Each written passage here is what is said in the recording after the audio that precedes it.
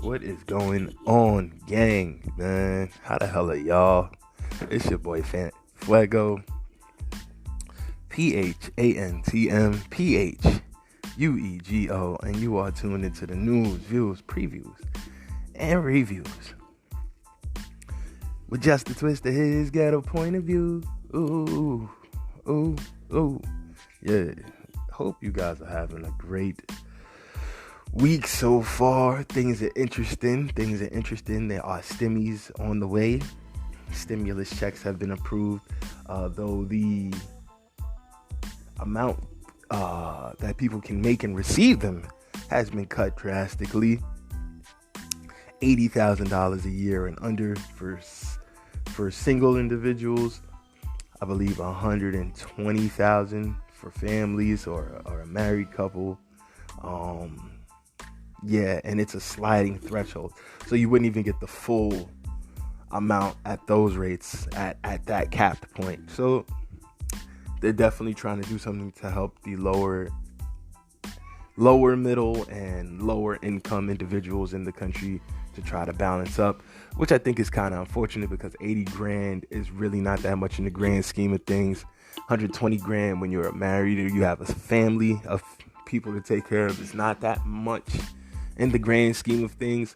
So to act like a $1,400 payment per person in their household wouldn't also greatly help them, I think is a bit disingenuous. But I think their thinking is those people may save the money, store the money, invest the money, do things to keep the money revolving and rotating around them, as opposed to putting it immediately back into the economy like lower income people may have a higher likelihood of doing, because they're in such a dire strait. They need, or at least have the perception that they need. So they're in constant consume mode and just trying to consume their problems away, so to speak. So yeah, that's very interesting. That's unfortunate that went down that way. But what can we do?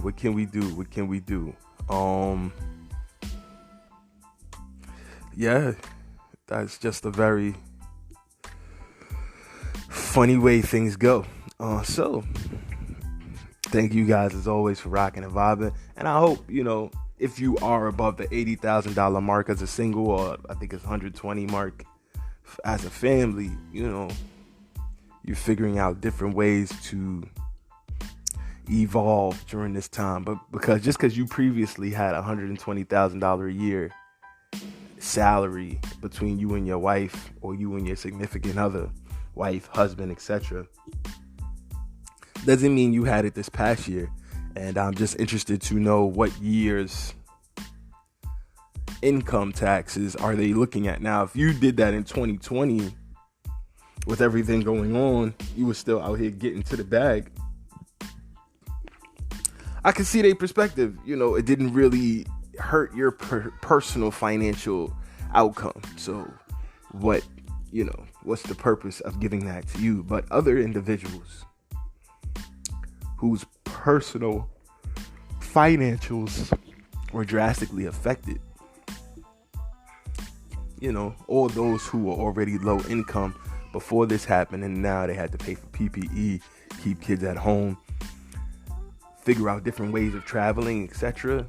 I could definitely understand why they would possibly need to be given more leeway, a bit of a support buoy to help reinvigorate the economy, get people back up and running, get people back to work, get people back to school, help out those people who are doing remote learning and will continue to do remote learning. I think it's a good thing overall from that perspective. Now, I am aware that that's only like 10% of the bill, and there's like 90% of the bill that literally has nothing to do with COVID, nothing to do with COVID relief, nothing to do with the coronavirus crisis, nothing to do with helping the American people. As always, there's a long list of things being paid out to other countries, other dignitaries, other nations, that has nothing to do with our issues. What do I say to that? What do I say to that? I say that that is some bullshit because we have to pay that back. At the end of the day, those are tax dollars being allocated to taking care of people in other countries, other nations, other municipalities. And none of them will have to help with the collective payback. No, that'll be the American taxpayer, the American people going to work, busting their tail 40, 60, 80, 120 hours a week, having their taxes raped to pay back the $3 million that was used to count Alaskan snowfish or whatever. You know what I'm saying? Whatever they used the money for, you didn't have a say-so in voting on those things being put into the bill. You thought, oh, this bill was only going to be for paying out money to people. And unfortunately, that's a very small fraction of the money. It seems that money has been falling out of the sky since this new administration has come in, but the only people who have not been able to catch any of the rainfall are arguably the people who would need some of the rain the most, because their crops are dry. It's looking barren out here.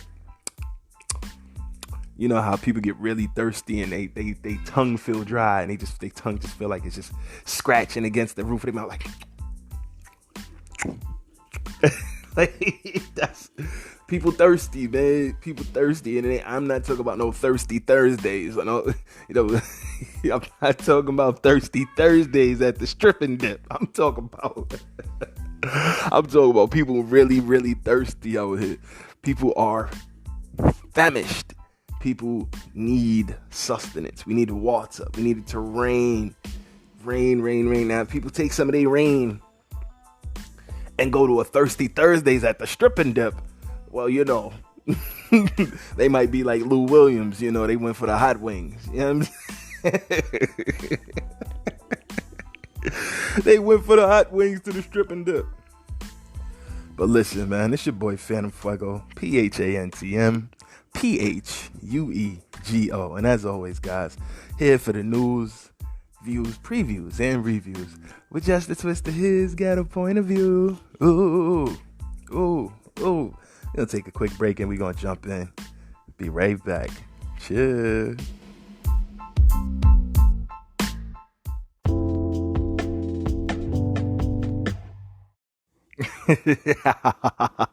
Yeah, so we back, gang. So very interesting news came out of the NBA yesterday. Over the past 3 days, I should say. Shout to Jalen Rose on his podcast. And I mean, anybody who really follows the NBA would have seen this coming. Lamelo Ball, highly touted pick, son of the infamous LeVar Ball. And, you know, whether you know about basketball that well or not, LeVar Ball has made himself a name in pop culture. He's become a pop culture icon. And so all of his sons, especially LaMelo, have taken in all of the juice, all of the love and hate that comes with your father or anybody in your family being so known, so celebrated, such a celebrity, right? LaMelo, the youngest Ball brother, the one who soaked up all the limelight for the longest amount of time, and as such had the highest level training going for the longest period of time. Shout to that big baller training. So LaMelo projected to be the best because, you know, the youngest brother gets all the tutelage and support of the rest of the family being poured into him, and he can be the highest level manifestation or the best possible result of all of that training, dedication, resources, time being infused into him. He is now a prime example of what that would look like, right? So LaMelo Ball was far and away the best player available in this draft that just happened this past year, and it's not even close. And I know some people are like, oh, James Wiseman. And for those that don't know, James Wiseman is a big man who played ball in Memphis under Anthony Penny Hardaway, Lil Penny. He had the little model of himself, Lil Penny.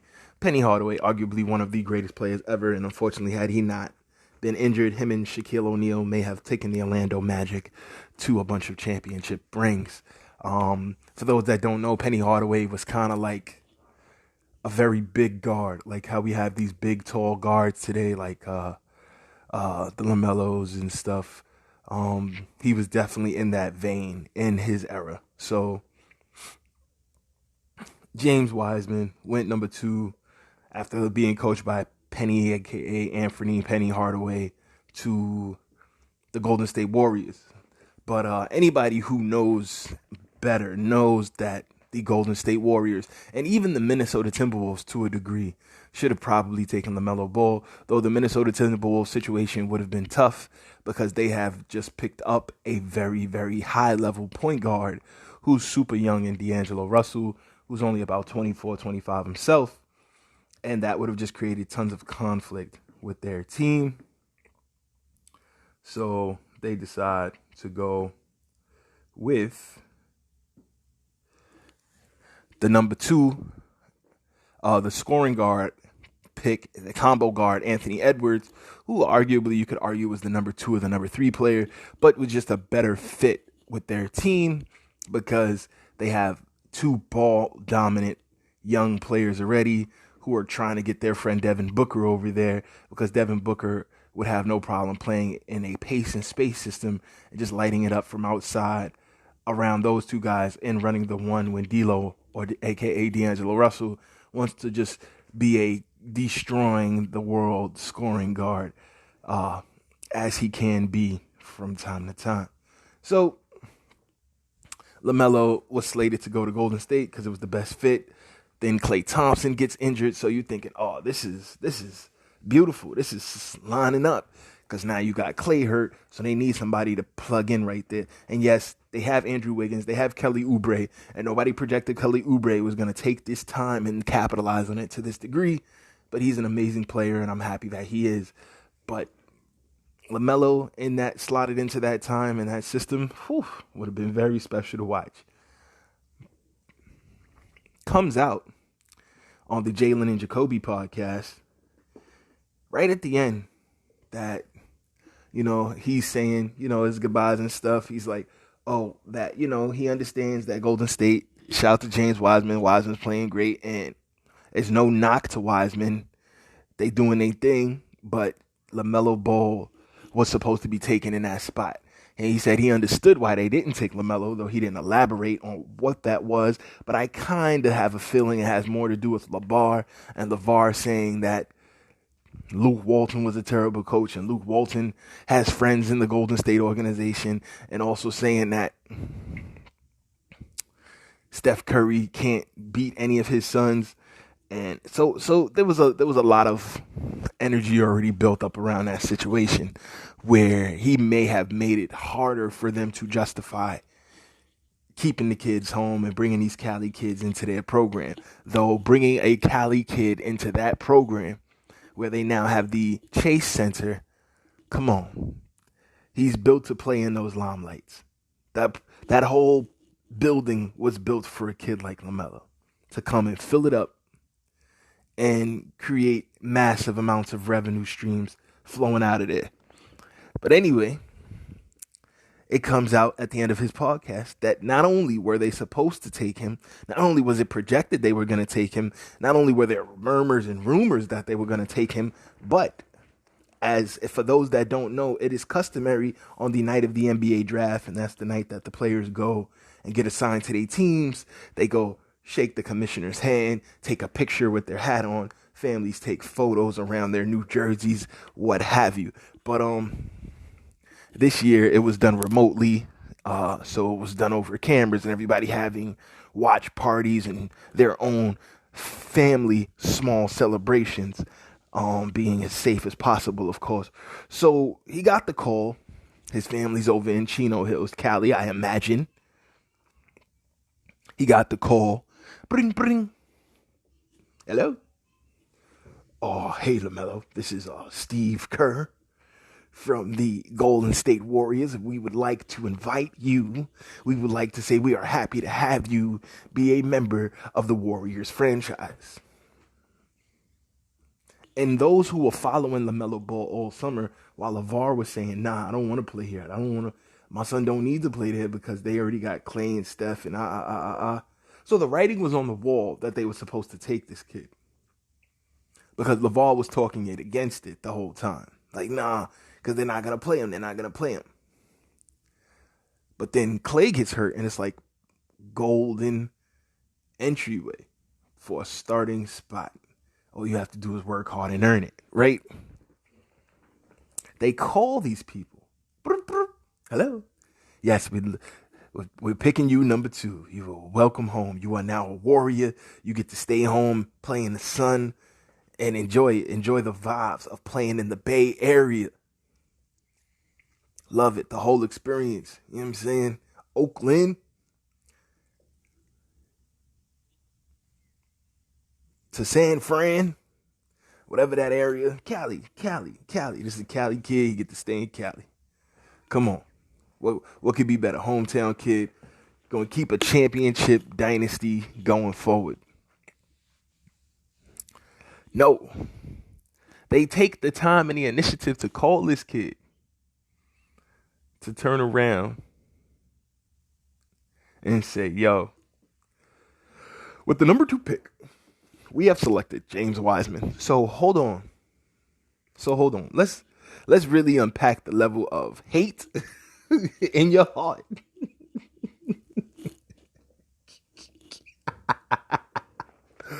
Let's really unpack the level of hate in your heart that would make you call somebody.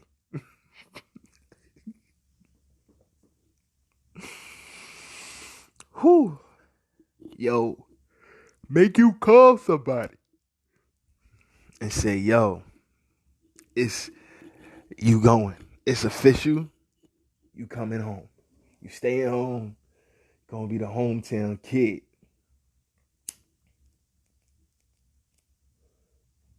The level of hate for you to call somebody and be like, yo, actually,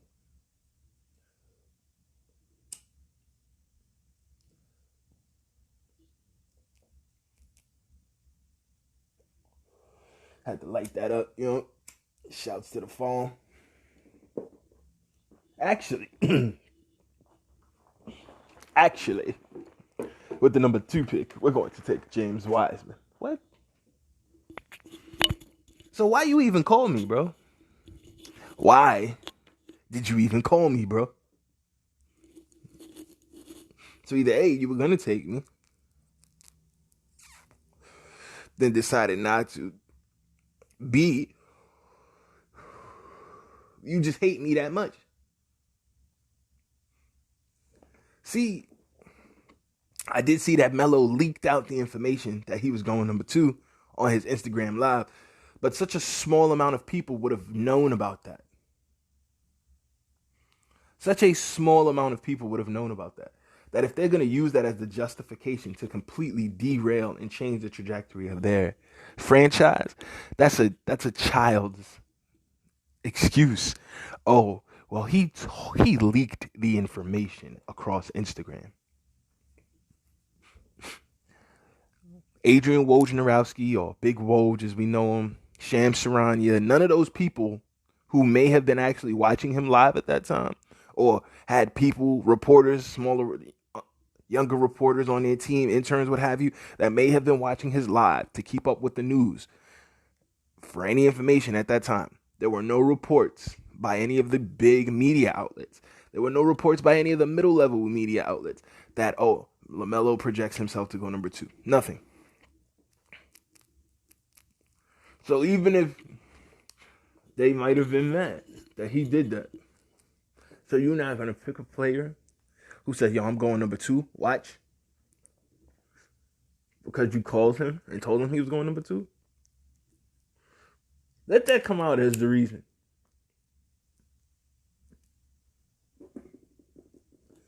If people are silly enough to accept that as the reason, then hey, oh, that's insider information. Insider information goes on in a number of areas all across this world. The kid from Nike, whose mom just had to quit because he was using insider information to find out the drops. His mother controlled the sneakers app, and he was putting the bots on the sneakers app. So he was able to control and consolidate all the launches. Didn't stop them. She said she told them about his company in 2018. They admitted to knowing about it since at least 2018.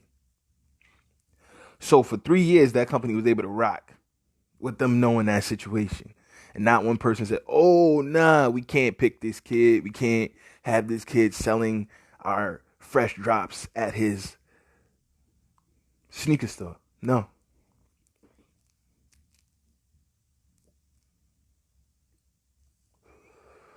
They didn't care. They said, have at it.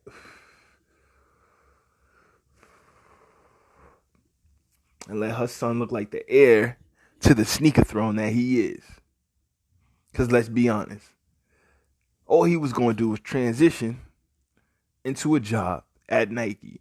And we're lying to ourselves if at some point that child still doesn't get a job at Nike or Adidas or some major shoe brand that wants to tap into that market. Come on. All he's done is show an insane passion for it and the ability to do it at a very highly successful level. That's all he's done. That's all he's done, is been able to show that he can galvanize energy around him and push sales. But really, his mom did the work, but he still had to promote it, market it, brand it, and show the stock off. It's not easy. It's not hard to show off stock. I'm not gonna lie. To sit and take something that someone else has gifted you with and show it. It's not that hard. I'm teasing. But he still had to have a passion for wanting to do it. You know what I'm saying? And I mean, any kid whose mom works at Nike is probably going to be like, yo, my mom work at Nike, bro. I got all the drops. So, all right. Y'all got me on that one. But anyway, back to Lamelo, right? So, if they really didn't take him just because he posted the number 2 on his page, or if they didn't take him because of the beef between Luke Walton and LeVar, Steve Kerr and LeVar, Curry and LeVar, because of some nonsense the man said while promoting his sons across a bunch of media outlets that pay for the NBA. ESPN pays for the NBA. Fox Sports pays for the NBA. And so if those people brought him on there to ask him those questions about him being better than Jordan, his sons being better than Curry, his sons being able to beat Clay, his sons being able to destroy the Warriors, if they brought him on there to say that, then what do you want him to say? Of course, he's going to big his sons up. And it don't help that over the past week or two, Draymond Green went from tweeting that LaMelo's a problem to having extended conversations on ESPN shows talking about how amazing LaMelo Ball is. He's out of there, folks. He's not in Golden State much longer. He's gone. He's gone. He's writing his ticket out the door. He sees the writing on the wall. He knows he'll probably be traded by the trade deadline with a package of like Andrew Wiggins or Kelly Oubre so they can try to bring in another big fish. And when Clay gets back, try to push the Golden State Warrior brand over the top for a bit longer. Because that whole thing is about the crapshoot. And it didn't have to crapshoot. They literally had the player that could have made the money for the next 10 years in tow. They literally had the kid who would have had no problem signing one or two more re-ups with them because he's right there in California. What would he want to do but play at home? They brought on Seth Curry for a while to think they won't bring in Lonzo, who's a top 10 player, and then Jello. So you'll have arguably 2 top 10 players who are brothers and their third brother who's willing to work hard and be the number 15 guy off your bench.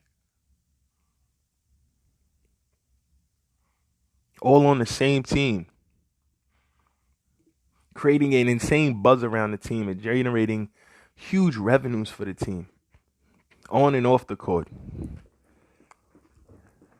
Y'all really threw all that away? Over pride, over ego.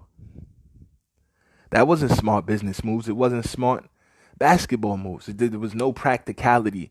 Those was to me that was all personal vendetta and stay in your lane, as Lavar likes to say to other people. To me, that was them telling Lavar, "You stay in your lane, boy." Oh yeah, I added the boy. You know they like to call that man boy behind the scenes. That boy. That boy think he a man. That boy think he a man. They like saying stuff like that. And I'm not saying everybody does. Absolutely not. I don't even think Steve Kerr personally gets down like that. But Jacob Loeb, those Loeb dudes that made Kevin Durant feel like he wasn't welcome there, they only let him come because they knew he was the greatest player and he was going to secure them rings. Those guys, oh yeah, I don't think those guys mean well for anybody. I think they are tech guys who got in on some smart tech money, who then bought a team, which is located right there in the tech sector of the country, and they've combined their love of tech and people's passion for athletics into multi-billion-dollar ventures. They also own a bunch of overtime stuff, Kevin Durant included. As we spoke about the Overtime Elite League. So you see how all of this has an interweb, tech, sports, and entertainment, all these things into play. And you had a kid in Lamelo who could help you interplay tech, because everybody who watches him as these tech-savvy young people or older people who are also tech-savvy enough to tap into a game overseas in the 3 a.m. You know what I'm saying? So you have a particular type of people who check several boxes who would be followers of this brand that you would create around these people, or this particular one entity, and ancillary or as a result of or subsidiary entities being created of Zoe and Jello. How could you not want this? You could literally sell 3 jerseys that say Ball on the same team. You understand how much jerseys one team will be able to sell? The name recognition alone globally. Ball, ball, ball. 3 teams, 3 numbers on the same team. You know how many people are going to want to have, if they finally get to all be on the same team, the 1, 2, and 3 jersey that all say Ball? We not being serious about how amazing this is as a marketing standpoint. The teams know the marketing and branding potential, the business potential that this has. They know they are purposefully getting in the way of their own thing, or they're creating such an explosive bottleneck that by the time they allow this to happen, it's going to go to the stratosphere. Meaning they are purposefully acting like protagonists and progenitors and purposefully pushing this back, purposefully derailing their hopes, purposefully getting us psyched up and then throwing us away, getting us madder and madder and madder and madder until the point that they finally be like, all right, we're going to let them all get in the NBA. And then finally, all right, they all on the same team, and then everybody go crazy. The NBA do shit like that. Pro leagues do stuff like that. Pro leagues are all about the bread and circus. Pro leagues are all about the drama, the suspense, the intrigue, leave you on the edgiest seat, that aha moment, that moment, that special moment, that lean in moment, as they call it in editing. The magic happens right there. Whew. It's all about the timing.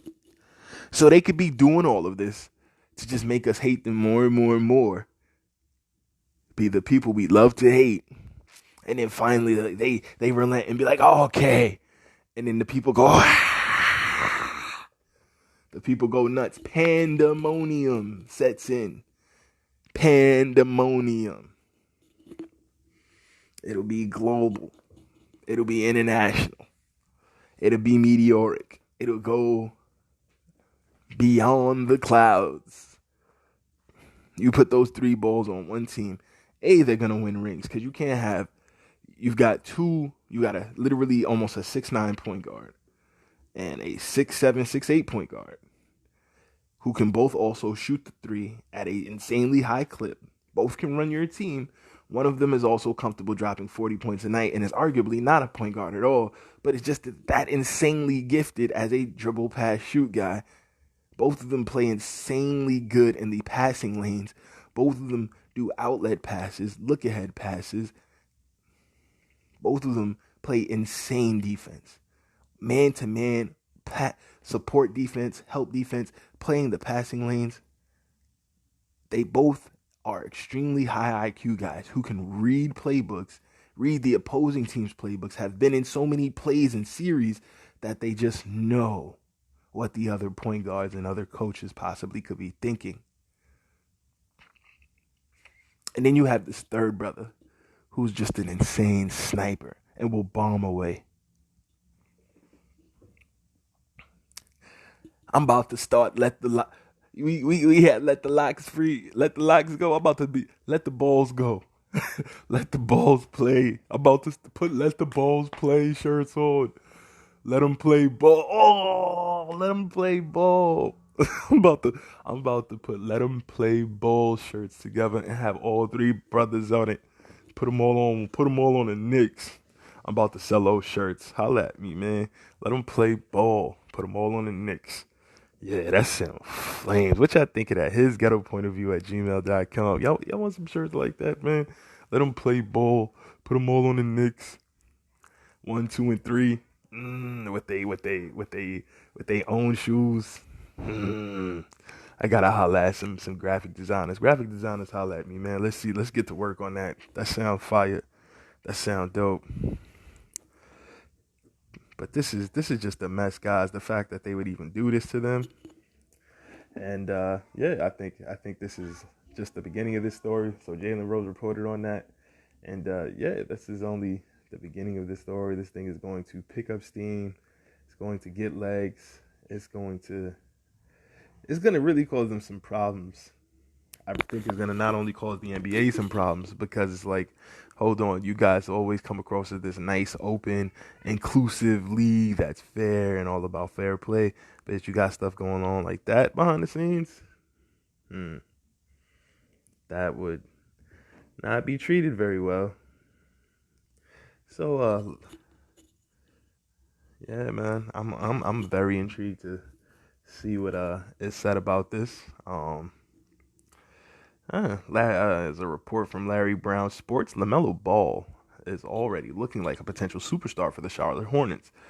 But the union might never have happened at all if not for some drama on draft night. Speaking this week on ESPN's Jalen and Jacoby, Jalen Rose reported that the Golden State Warriors broke a promise to Ball that they would draft him with the number 2 overall pick. The night of the draft, the Golden State Warriors told LaMelo Ball they were going to take him next, and they didn't do it, said Rose, per John Becker of the Mercury News. That story gonna come out soon. They told him they were gonna take him, and they didn't do it.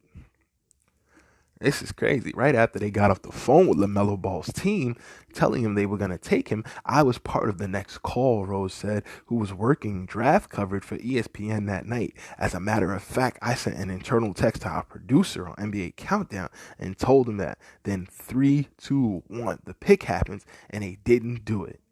True story. Quotes Jalen, and that's a quote from Jalen Rose from his Jalen and Jacoby podcast. Crazy.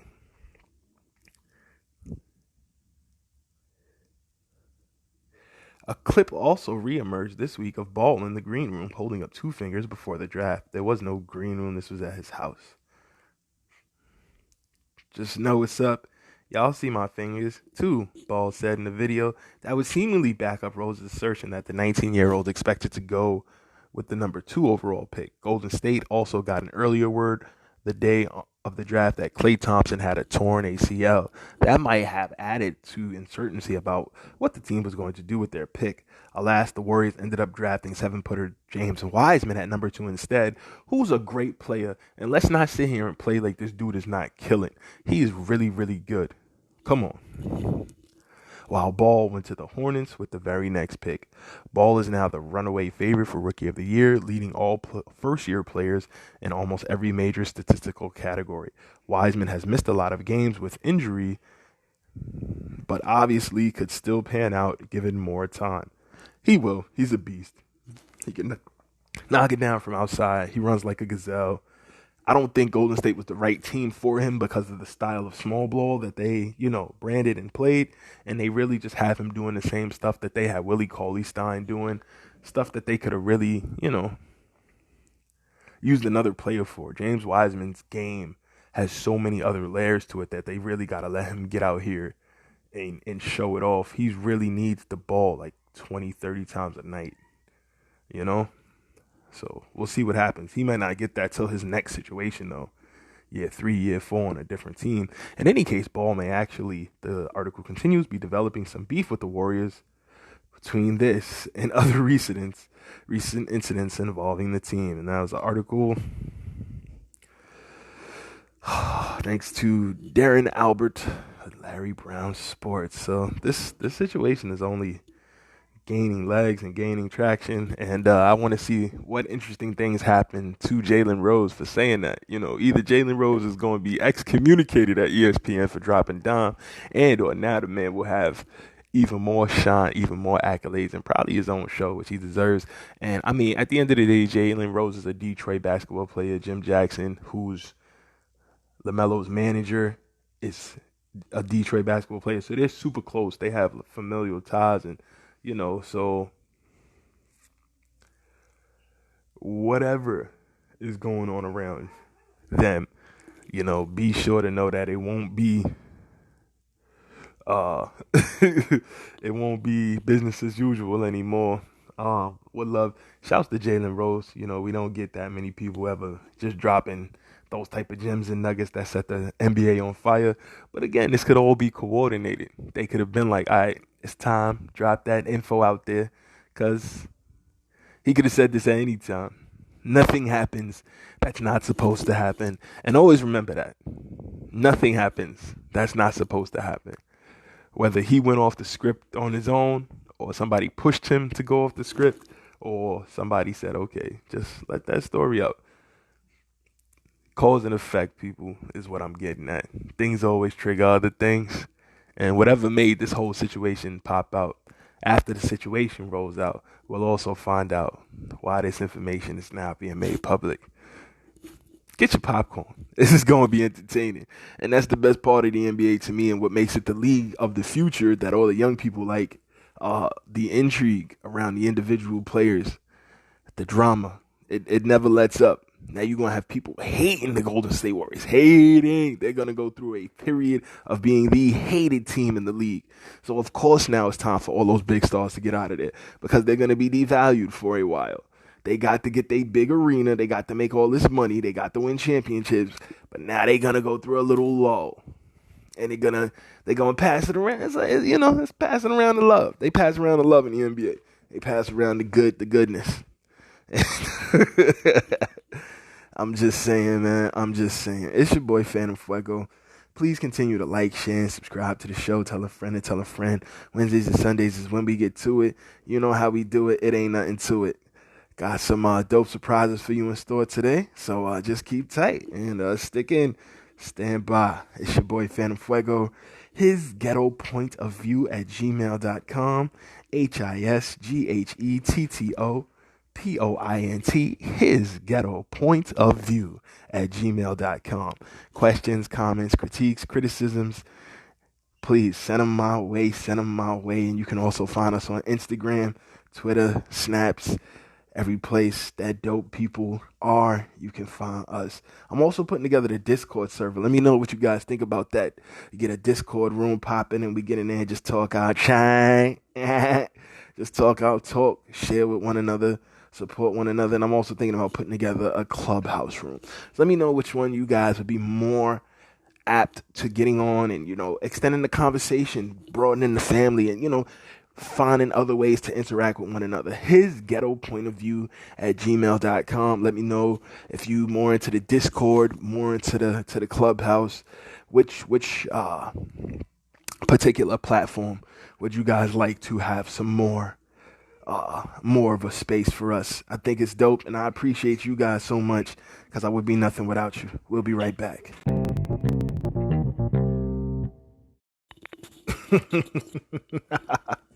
Yeah, gang, we back, we back, we back.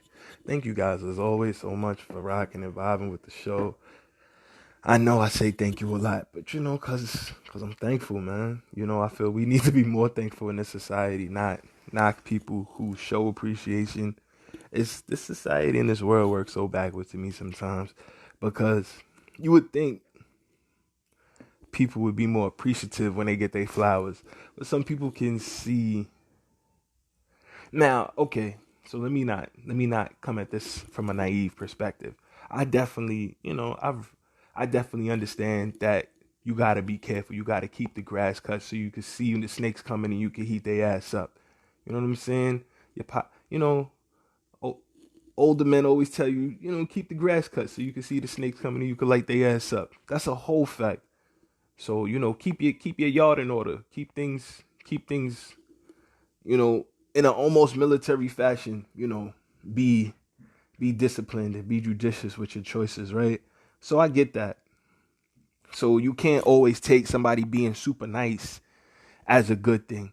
And more often than not in industries like entertainment and music, it's kind of almost been seen as like a negative if somebody is nice all the time, because you can almost kind of like say you're wondering what type of underhanded things are they plotting and planning if you've never seen their other side, if they've never been willing to openly express some anger, some resentment, some hate, some animus or whatever. But what about the people that's just like chill people? Or what about the people that's just professional people and try to like not let everybody in their biz like that's around them? You know what I'm saying? Like, what about those people? What about the people that's just low key and just keep they personal ish to the side, and when they from the old school way of the show must go on, and when you get around people to do business, you just do business. What about them? I guess people like that are just shrewd business people and they don't get trusted. So I guess don't trust me, y'all. Fuck it. But I mean, damn, like sometimes people would be like, oh, don't be so nice. But I don't think being nice is the problem. I think the people who can misconstrue your positivity should be the ones that are not looked at in the best light. But sometimes I think things is crazy mixed up and backwards in our world, y'all. You know what I mean? So I'm gonna say thank you a million goddamn times. I'm gonna say thank you 100 million times. I'm gonna say thank you a billion times, because I'm appreciative, I'm honored, I'm humbled, I'm flattered. You guys keep me optimistic and hopeful, jubilant, joyful. You keep me creative. You keep me focused. You keep me locked in. Y'all keep me vibing and growing. You keep me thinking in an ingenuitive fashion about the next day, the next innovation, the next thing I can implement and plan. And then it's my duty to put in the practical steps to get to those things and to make those goals a reality for this program and for all my other endeavors. So I really am truly humbled and appreciative, like beyond what words can say, for every single listen, whether it's one listen or 1,000 listens. If this your first time listening, or you've been rocking since very early, and you're 60 shows deep, 66 shows deep, I love it, and I love y'all, and I really am blessed and humbled and appreciative. And please continue to check back on all the previous shows. So many great guests have come and blessed this platform, and will continue to do so. And I'm always overjoyed when I can get them to come on and give their perspectives, state their narrative, state their position. It's really really a humbling thing, man. I really really enjoy it. I really do. I can't say enough about it, man. It's so dope. But yeah, I mean that's really it. Whew, about to make me shed a tear, man. You know what I mean? About to make me shed a tear. Nah, but all jokes aside, all the questions, all the comments, all the critiques, all the criticisms, every single news link, every single show video link, every single news feed, every single other podcaster or vlogger or content creator that you guys put me on to and link me and network me with. I'm very, very appreciative that y'all see me in such a high regard as somebody who y'all want to put the plugs in with, because y'all see where I'm trying to go with this. And I really think that the family foundation that we building here is going to be something that's going to stand the test of time. So, with all that being said, thank you guys so very much for continuing to rock and vibe with the show. And if this is your first listen, thank you so much. Tell a friend to tell a friend. Wednesdays and Sundays is when we get to it. You know how we do it. It ain't nothing to it. Got some crazy surprises in store as the show inches up on a year, man. It's almost been a year of doing it, and it's the feedback I've gotten has been so amazing. Like, I really do appreciate every single one of you. You have no idea. And the newcomers, thank y'all so much. Kick your feet up, relax. Make sure you hit your notification bell so whenever we post a new episode, you can check it out, listen, comment, send your feedback, and we'll get it rocking. We do what we doing, like we do it for TV. Hey, Ray Charles and Stevie, they can see me. I just be up here playing, man. I just be up here having a good time. Uncut White, she's having a good line. Hey. Oh man. So some more interesting news, guys. This Biden stimulus bill.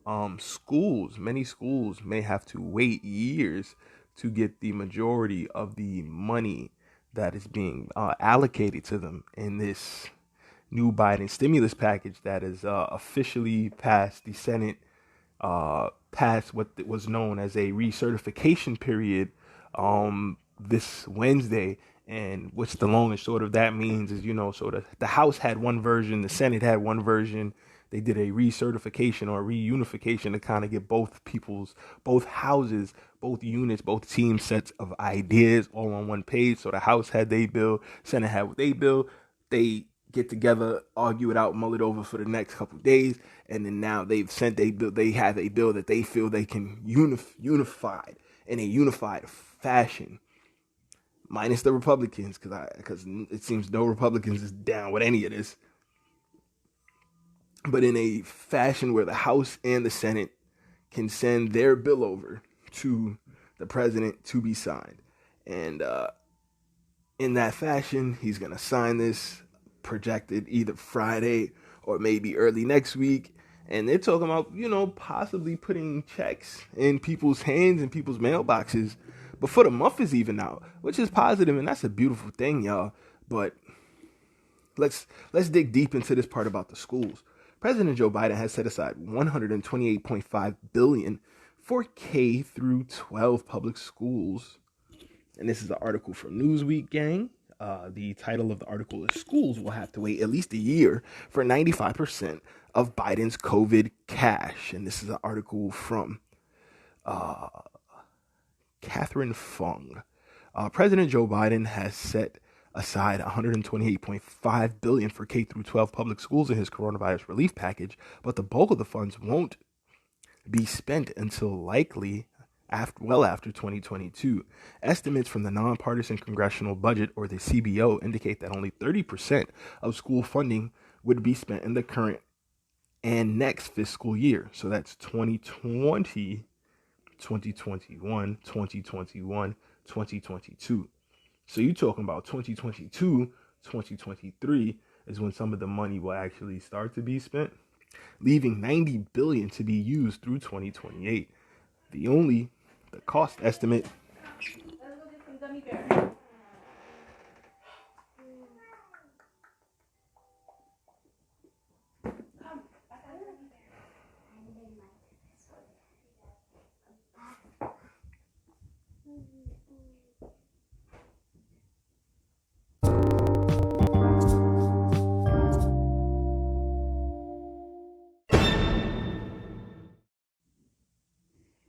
Yeah, sorry guys, we had a bit of a technical difficulty right there.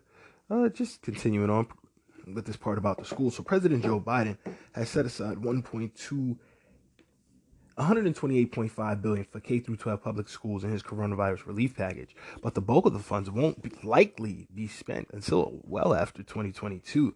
Estimates for the nonpartisan Congressional Budget Office, or the CBO, indicate that only 30% of school funding will be spent in the current fiscal year, leaving $90 billion to be used through 2028. The cost estimate, which was released Wednesday, expects that only $6 billion from Biden's stimulus plan would flow to the schools in the 2021 fiscal year, which runs through September 30th, because funding previously allocated to education by COVID relief and congressional spending bills has not yet been spent.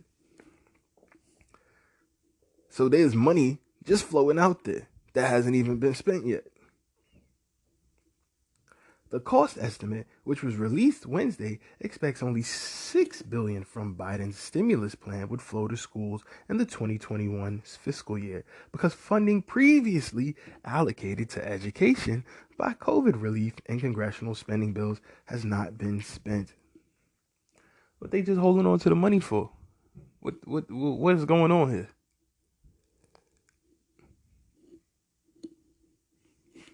The Coronavirus Aid, Relief, and Economic Security Act, or the CARES Act, which was passed in March of last year, designated 31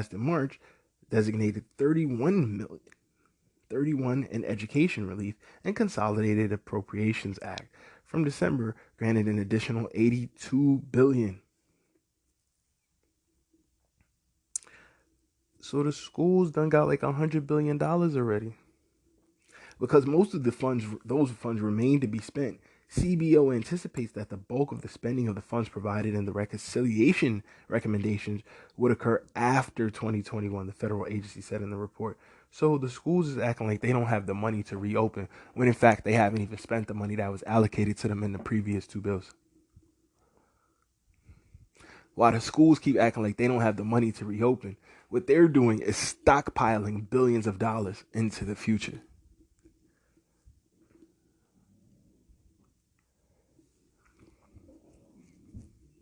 Why? Why would they do such a thing? Why, if the point is to get the children back into schools and they care about these kids so much, why would they do such a thing? Just something to think about. The projected spending for 2021 means that only 5% of Biden's education relief funding would be used this school year. So all of this, they holding up all this for 5% of money, because they already got $100 billion that has yet to be used. Even after schools begin tapping into the new relief funds, the CBO estimates that $32 billion in education relief would be spent in 2022, another $32 billion in 2023, and the remaining $58 billion will be paid out through 2028. The funds in Biden's American Rescue Plan would mainly flow as grants to state and local education agencies that would distribute the money. Biden has faced immense pressure to reopen the nation's schools, walking a fine line between Republicans who have criticized the president for not reopening them fast enough and school unions which have demanded more funding before in-person learning returns. So the school unions is demanding more money, but according to this information from the CBO, which again is the Congressional Budget Office, this is nonpartisan, they're not Democrat, they're not Republican, show only 30% of the school funding would be spent in the current and next fiscal year, leaving $90 billion to be used through 2028. The cost estimate, which was released Wednesday, expects that only $6 billion from Biden's stimulus plan would flow to schools in the 2028 fiscal year, which runs through September 30th.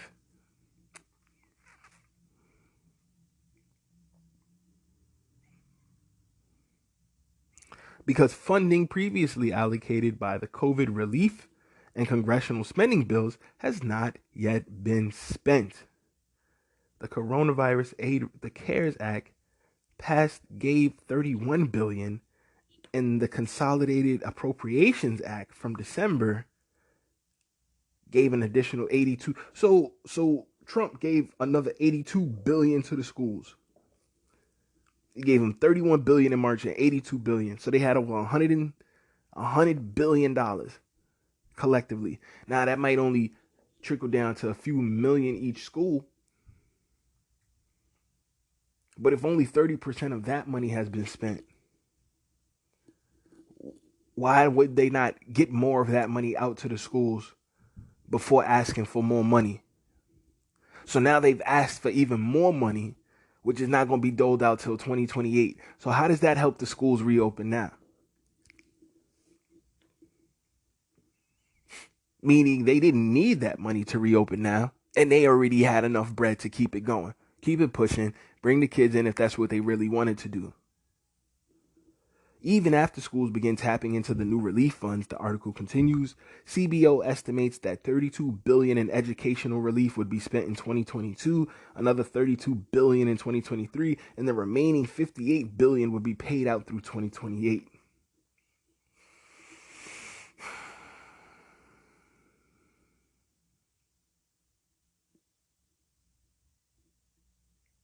So they already have this money allocated to be spent. They already have $30 billion to spend. They already have $30 billion to spend for 2022, and they already have another $30 billion to spend for 2023, according to the CBO, who again is not working in the schools. They are just congressional finance analysts that analyze the budgets. The Congressional Budget Office. These are the people who do the budgets and cut the checks. They are a nonpartisan group. They are not Democrat or Republican. They just crunch numbers and do the budgets and analyze budgets. The funds in Biden's American Rescue Plan, the article continues, would mainly flow as grants to state and local education agencies that would distribute the money. So state and local education agencies are supposed to distribute the money. Biden has faced immense pressure to give more money out. Last week, the White House deferred reopening guidelines to the U.S. Center for Disease Control and Prevention, although Biden won approval from the teachers union after the CDC gave educators vaccine prioritization. House Republican Stephen Scalise criticized the report. Quote, President Biden pledged to reopen the schools in 100 days and follow the science, but instead he has broken this promise and followed the radical union leads. Scalise said in a statement, the president calls school closures a national emergency, but he is enabling it. It's past time for President Joe Biden to put the needs of the students first and take the steps necessary to reopen America's classrooms and have the teachers instruct students in person. But these teachers don't want to instruct the students in person. That's just his ghetto point of view. These teachers don't want to instruct your students in person. They are having the time of their lives. They are having the time of their lives, man. Do you hear some of these teachers? Oh, they want their babysitters back. Do you hear some of these teachers? Do you hear them? They never wanted to do this in the first place. Most of these teachers, yo, let's keep it a stack. You got, out of a whole pot of 100 teachers, you might have 20 teachers who really wanted to be teachers when they was kids. They fell in love with the teaching. They had teachers that really held them down when they was kids and stuff. 20, let's say 25, right? Out of 100 teachers. The other 75% of those teachers may develop a love for teaching that's genuine and true, but a lot of them fell into teaching as another option. They weren't trying to be teachers or coaches or consultants. They don't really like helping people develop their skills because they're too self-centered and worried about developing themselves. They don't understand how people like Russell Simmons and them said being in the service of others is the greatest thing you can do, and it'll help you be in service of yourself. The best thing you can do is be in the business of servicing others. It is literally something that will never be old or outdated. Just saying. So, one of the ways Biden has argued the schools could reopen quickly and safely is with the 128.5 billion he said would be necessary for the education sector to return to the classroom. The White House has previously said the Biden administration would not be allocating funds based on the CBO projections, adding that the president is committed to providing the schools more funding to cover COVID-19 related costs. Biden's stimulus plan also includes 350 billion for state budgets, which were projected to have declined as much as 8% overall in 2021. But an analysis from the Wall Street Journal found that state revenues were down closer to 1.6% in the 2020 fiscal year, with 18 states ending the year above the projection revenue. So some states actually lost even less than that. So while people lying to about, oh, states lost about 8% of the money that they could have made. So let's say they made 92, like if you took a test and you got a 92 on the test as opposed to 100 on the test, is what you're telling people. But reality, you might have got like a 98, a 99. You might have got 101 with some extra credit, but you told people, oh, I got a 90, 92. Like, people out here lying. It makes no sense. In a statement, and if you flip that to terms of commerce, if you only make 92% of the money that you were supposed to make, you took an 8% loss. That can be very drastic. That could be a couple people's salaries. That could be upgrading the stuff that your company needs. That could be marketing and public relations initiatives that you have for your company in mind that now you have to pull back on or maybe push back to a later date, if maybe not cancel at all, cancel completely. So those are just things to think about and be mindful of. If a company takes almost a 10% hit in revenue for a year, that can jeopardize that 10% margin might have been all that company's margin of profit. A lot of companies only have 5 to 10% margins of profit, and in those 5 to 10% margins is where they pay everybody, do all the good things. Well, I'm sorry, no. Let me. In that 10% margin is where the owners of the company actually may eat or get things for themselves, their families, etc. They've already paid everybody outside, of course. So a state having only a 10% margin means that the state only has that 10% to do the things that it would need to upgrade and improve, not just the standard things, but the have money in the vault for just in case or pay for additional initiatives that it wants to provide. So it's very telling that they would lie about such a huge number. Maybe they didn't do it purposefully. Maybe the people at Forbes don't know how to analyze. The Wall Street Journal analysts. Maybe the people at Wall Street Journal don't know what they're talking about. The Wall Street, but an analysis from the Wall Street Journal found that state revenues were down closer to 1.6%. So that's like, as opposed to getting a 92, you got a 98.5 or 98.4% on your test. That's a big difference. That's damn near perfect. So states really didn't lose that much money. States really didn't lose that much money in 2020, and I can believe it. Maybe the different businesses made money, but the states still got money. PPP, people needing to buy PPEs and stuff went up insanely. Tons of services went up insanely. People bought and bought and bought because they were scared. People panic bought everything out of fear. So how did all these states lose money? How? In a statement, the White House spokesperson told Newsweek that the Biden administration believes that the need of schools are urgent and that the funds would be used much faster than the CBO assumes in its analysis.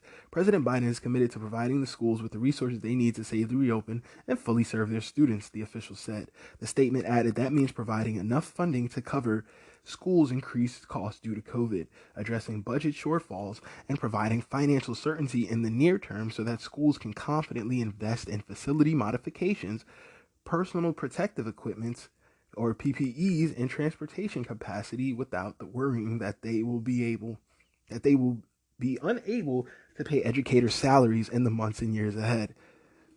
But again, the CBO, which is a nonpartisan group that works right there in the government and just does budgeting all day, projects that these schools were going to have the money collectively across this country to spend 32 billion and 33 billion in 2022 and 2023 respectively, even before tapping in fully to the Biden funds.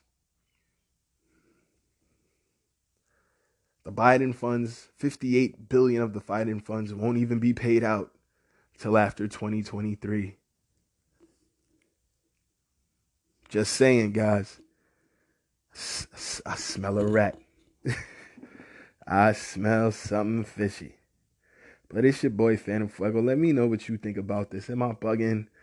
Do I not know what I'm talking about? If there are any, school representatives who would love to get on and have a conversation about this, I would love to talk with some teachers about this. That actually, I may try to do that. I'll bring on some teachers and we'll talk and we'll have an honest conversation about what is going on with the schools right now. And not like it. I mean, at the end of the day, guys, let's just keep it a stack.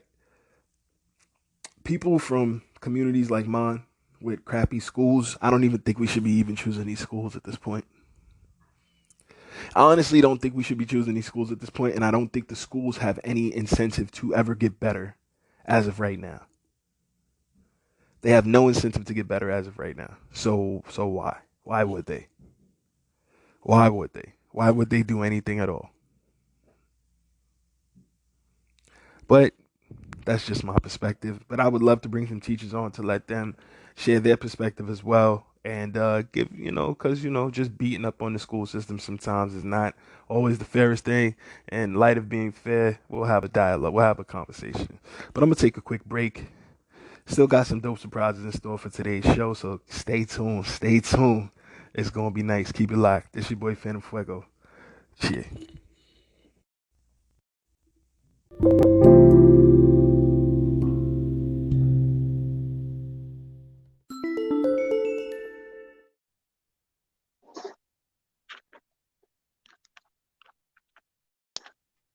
Yo, Hello. Yo, what's going on, good brother? what's good, fam? Everything is well, man. I'm in the building with the freaking the legend in the flesh, Deuce Ellis, man. And I do not say that lightly, bro. Like, how are you, man? Thank you so much for taking the time. Yeah, let's kick it for a minute, man. Nah, I appreciate that, King.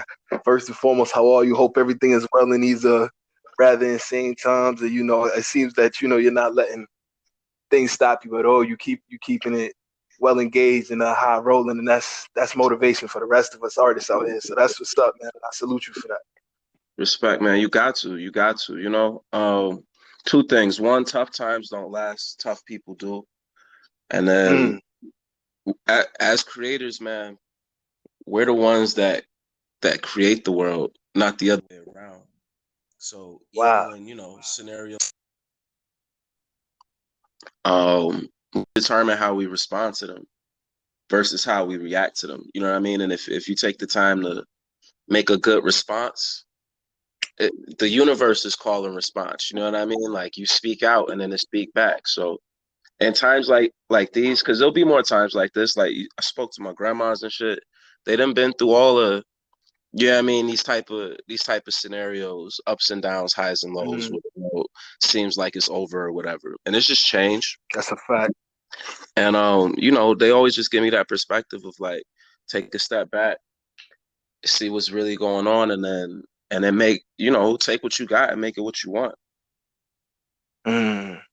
So that's just the mentality, and I like passing that on to creators because I know like the way the media work and then the way that information is spread, especially when it's misinformation, it's easy for people to get analysis paralysis, not know to move or how to move or what to do, or just feel like stuck or that the options is limited. And so, I just try and turn up as much as possible.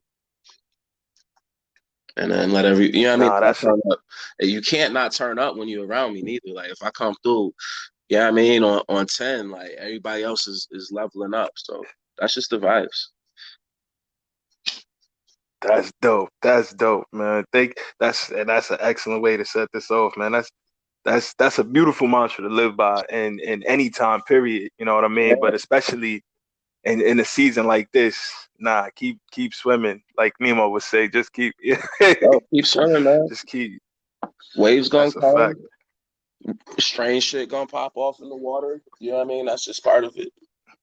And then I feel like once Mm, you know that, mm. I said this to a shorty the other day, even just with her dealing with, like dudes and being out in the world. Like if you know it's a fixed fight, if you know if the odds is against you and it's a dirty fight, but you know that, then it's not against you. The odds ain't against you no more because it's on you to tilt the odds back in your favor. You know what I mean? So if the world is extra grimy, Mm. you just gotta go out prepared for a grimy environment.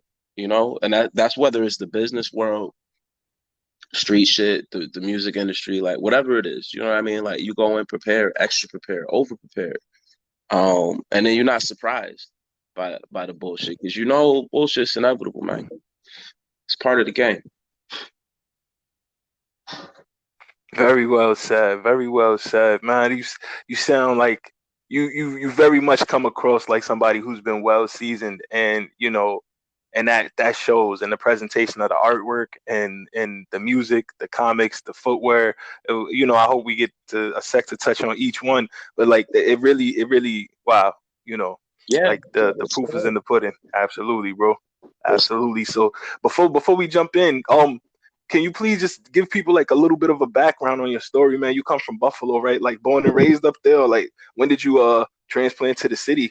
Oh, yeah, I was born in Buff, you know what I'm saying? Mom and Pops was doing some wildness down in Virginia. Mom's got pregnant. Pops took the case, and he was gone for a lot of the early part of my life, but I was born in Buffalo where they both from, and then she remarried and moved to Brooklyn. So I grew up back and forth between the two. I'd always spend like my summers and my holidays and shit in Buffalo, and like my school years and shit in Brooklyn. And then I left the house early. I was in this program that like took kids out the hood and sent them to like these all white schools and shit. So I was in Connecticut for 2 years, but they kicked me out the program because I was too turned. And so I got kicked out of high school and I didn't really have like shit going on. And I ended up living in Buffalo. And that's really where I got a lot of the game too. You know what I mean? I remember Pac said something like that, like how he grew up in New York, but when he went out to Oakland, that was just the time in his life and the people he was around. That's where he learned the game. You know what I'm saying? So I learned a lot of the game Mm. um, in Buffalo, from some of the coolest people that you'll ever meet that come from Western New York. Um, but yeah, those are like my two big influences. And then like since then I've traveled and tried live in different places just to always add more flavors. I lived in California for a few years. I lived in Hawaii for a minute, Colorado, and Denver. You know what I mean? And now we back in Brooklyn, just based here. Just felt like the right time and right space to be in Brooklyn. Um, and yeah, getting it funky. And all I Wow, can say wow. is, music wise, there's been a lot of dope people. I mean, a lot of dope people. Ain't no father to the style, but it's been a lot of dope people around that just everybody you meet, you pick up little gems, little nuggets, little trinkets, That's a and fact. hopefully you leave some with them too. No, absolutely. Absolutely. That's a whole fact. That's awesome, man. So has it always I don't even know if what if a Renaissance man would be the correct title, because do Renaissance men also do fashion? Like, I mean, we gotta come up with Yes. a different title, brother. Or I mean, I guess Deuce Ellis is the title. You know what I'm saying? Why No, try to like define what's already defined, right? when people ask me what I do, I tell them I'm Deuce Ellis for a living. This is just to create a character that's running them up. Like, no, That's for real. dope. Like, if you think about it, like, if you've ever had one of those video games where you get the chance to like create a character and put whatever sauces in, and you could, Mm, run the stats how you want to run the stats. Like, that's when I put the pot together for Deuce Ellis. That's all it was just like my version of a created character, and then Deuce Ellis could do all those things. So like. But then like for real, all them shits is just shits that are like natural extensions. Like if it ever felt like something that was like me overextending or jumping out, then I'd feel like I was doing a lot. But like I've always drawn comic books since I was a kid. and I've always been obsessed with sneakers. Like sneakers in particular, fashion as an extension, but like I'm really obsessed with footwear. And the characters in the comic book, they wear the sneakers. That's that. Yeah, I mean, so it's all kind of like world building and like cyclical, you know. Mm. Um, and it's all just creativity. I had a real dope conversation a while back with a mentor, and they told me like it's like, yo, bro, if you can write raps, if you can write rhymes, and your mind could do that, then you could create whatever. You could write books. You could, you know what I mean? Like he just challenged me. He's Mm. like, what else can you do? And that's kind of always stuck with me because like after I write so many raps in a day, like I still got energy and the desire to like do and accomplish it. So it'd be like, what else? And it's just based on things that I love too. Like I like turning things that cost me money into things that make me money. So like sneakers, Facts. I spent a grip on sneakers, but then I started selling them. So like if I sell X amount of pairs of my sneakers, then my pair is free. You know what I'm saying? Like Mm. that Mm. was that was how street economy worked for me, or like for any other vice or thing that I liked. It was always just like, well, how could I make this thing that I love? And I'm never gonna get tired of like making a new pair of sneakers to wear for me. And then I mean, it just is dope because then other people buy it, and that is really really satisfying. Um, when that connection happens. Um, and so that's how it is. And then like the comic book just kind of came about. I have a really, really dope homie. Shout out to Kevin Delgado, Solstice Art. He's an artist as well, but he had taken a dive to like start his own comic book company and was putting them out and was just what I mean, just hustling off of the hustle. And I thought that was Mm. so dope, and it reminded me of the passion that I had. And so when I was making this album, I just wanted to like have a dope accompanying piece. You know what I mean? Like something else to go with it that just separated it from the pack and made it more memorable and made it really collectors. You know what I mean? And the people that have it, they got something special that they could cherish. And so I wrote a treatment for a comic book, sent it to him. He animated it, helped put it together and the layout and all of that. And then, man, we had something special. We had something special. And so, That's a you fact. know, That's a fact.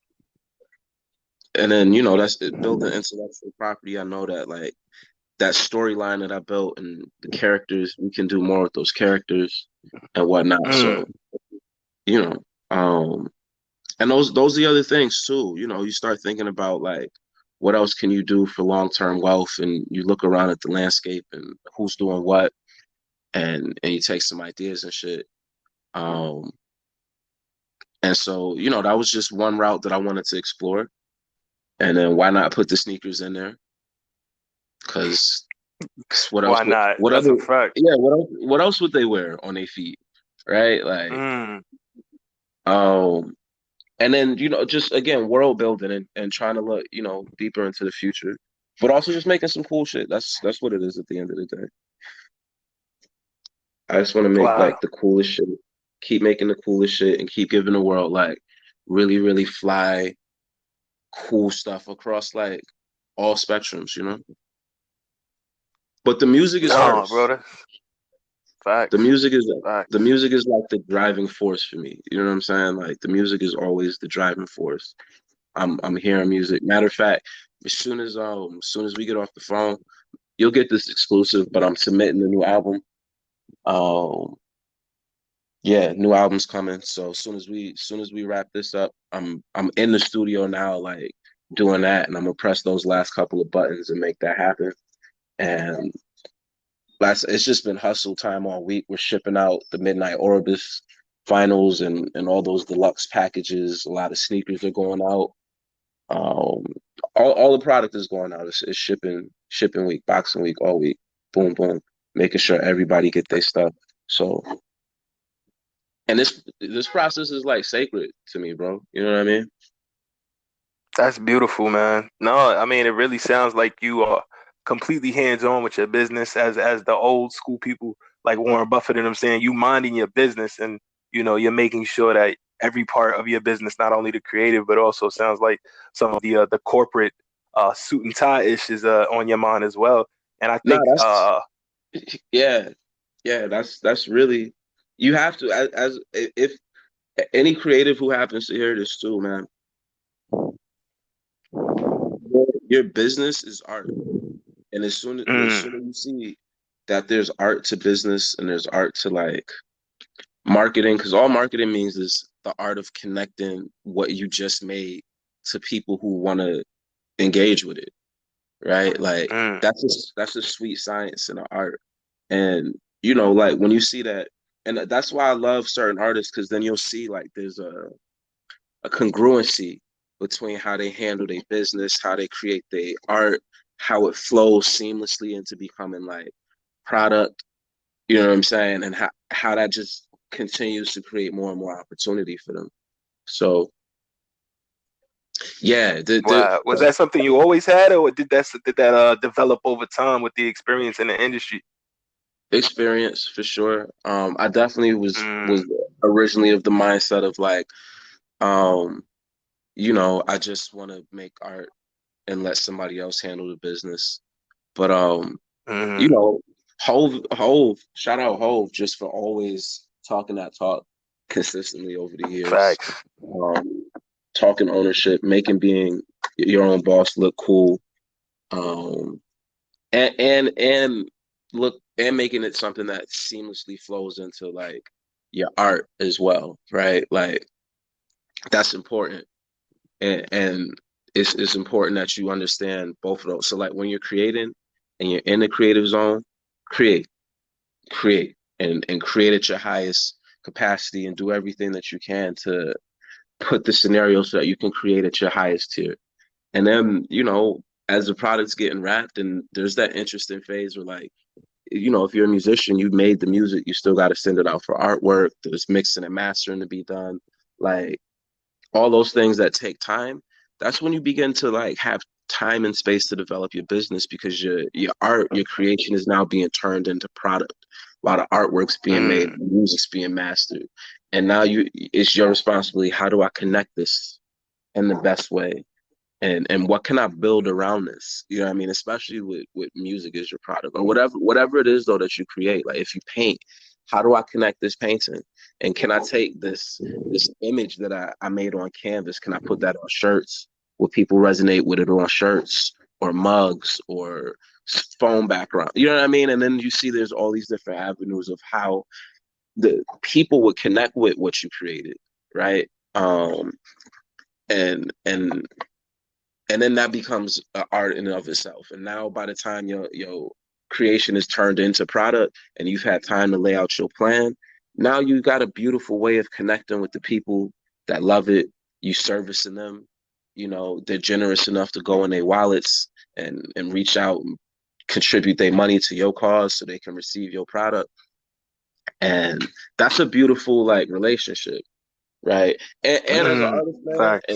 and in this era, that you can kind of cut out the middleman, and then you don't really need gatekeepers and shit like that, or like you know a lot of the industry hoopla. Because as long as you can do what you got to do to connect to the people that's gonna love it, and you treat them right, those are my bosses. That's who I'm obligated to. That's it. You know what I'm saying? I don't know Mm. nobody else a goddamn thing other than the people who I know Dope, man. when I drop, they cop, and I love them, and I make this shit for them. You know what I mean? No, that's dope, man. It's definitely for putting your fans first and making sure that they feel appreciated in every step of your creative process is dope. Like letting them in and like because I saw how you did that with the piece that you put together and you showed everybody the ins and outs of you working on the production Yeah, Buffalo for the 20 something days. Like that's special, man. And like to let people in that regard is dope, you know. yeah. And there's a bunch of artists that I work with in that particular joint who is dope because they weren't even signed, right? Like I just known that they were dope, and now like you know other people. So like I know how like given those moments, and like there'll be times where like because this digital content lasts forever, people may look back online and see that and be like, oh shit, I didn't know that some of my favorite rappers was there in this like hotel room or in the studio, like early on. You know what I mean? Let alone just me connecting and showing like where I was at that time, because that was an interesting time, and like it was during COVID, and it was like, how do I not get stuck in whatever vacuum I was about to get stuck in? And I was like, let me just turn it up. Let me leave from Brooklyn, go to Buffalo, rent a hotel room, tell every dope artist I know in Buffalo, hey, I'm in town, come through, get my favorite producer homies who both happen to be in town, like, yo, what's good? And we just cooked, man. It was beautiful. It was beautiful. That was a fun experience. And you know, like some of my favorite, I always love watching like stories of how albums came to be and studio stories. And it's always, you know, like it's always the coolest stories. Like Questlove tells the story stuck creatively. And so he got this house in Philly. And once a week, he started inviting all the baddest musicians and creative people in Philly to just come through for a jam session. He's like, yo, I'll get pizzas and drinks and shit for everybody. And they just jammed. Yeah, I mean, once a week. And a vibe was started. And then through those jams, they kind of began to get like the vibes and the framework for the album that really did it for them. And I always dig stories like that, or like stories like, you know, like when we seen how Jay and Kanye did Watch the Throne, and you know, Right. they rent out the hotel to Mercer, and they got like the whole floor and production rooms, and like, you know, each hotel room is like a different, so like studio rooms, and you know what I mean, like it's like Swiss and B, and you know what I mean, like all running from just doing things that make good energy, great creativity. It's just how to make moments, and it helps make music and be made otherwise. I really don't, as much as I can avoid it, I don't like doing the email back and forth thing. Like even do one more special treat, and then I gotta get running soon. But shout out, this is my bro, man. Came up from Niagara Falls to Brooklyn. We did some work at my studio in Brooklyn, and then we went over to Jersey to the legend Trevor Lang's spot, Mission Control, and we did some drinks there. Wow. And we ended doing shit to make a moment. You know what I'm saying? Like we went and ate great food, connected, found the bomb diggity for the inspiration, and just did everything we could to make sure we made a real special project. So that's gonna be a moment. You got 2 exclusives on here, bro. It's a solo album from me coming. It's a collab with Jamal Gasol coming. And they're here first. That's sick, man. Appreciate that. Appreciate that. Phantom Fuego, his ghetto point of view. Absolutely. Yeah, man. So real quick, like before you go, I know you're super busy. You've done tours with so many amazing artists. You've literally been gifted one of the icons in the game's keyboard. I mean, what one thing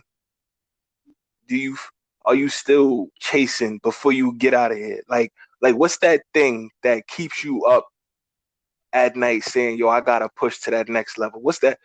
Because you've already gotten so many checks and so many cosigns. Like what's that next thing for Deuce Ellis that'll make him feel like, yeah, I've arrived at the level of success that I know my music deserves? Honestly, I want to record an album at Electric Lady Studios.